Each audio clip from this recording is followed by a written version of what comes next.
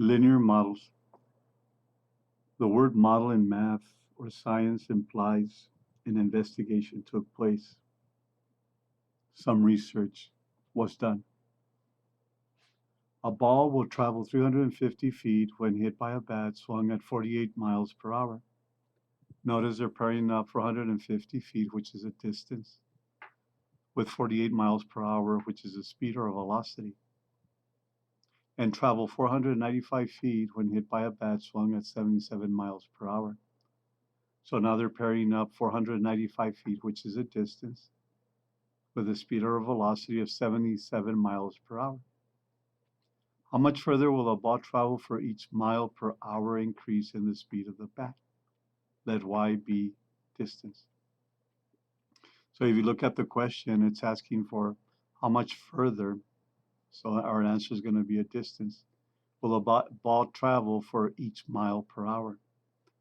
Mile per hour implies a rate. When you have two different units forming a ratio, that's called a rate. And in math, we also call it a slope. So mile per hour implies there's a slope involved, there's a rate involved.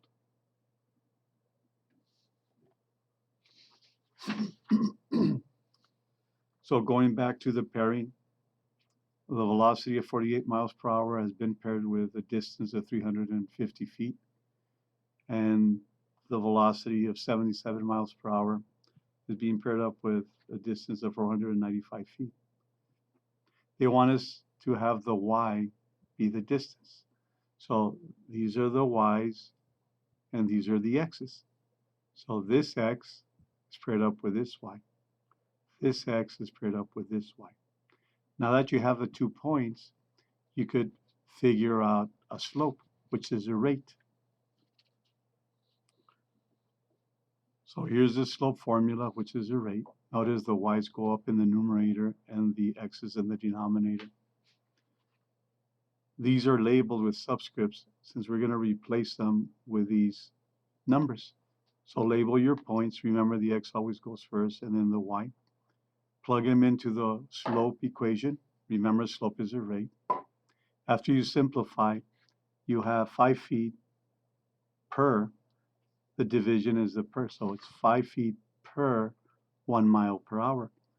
Since this is positive, it means that for each 1 mile per hour increase in speed or velocity, the distance is going to increase by 5 feet.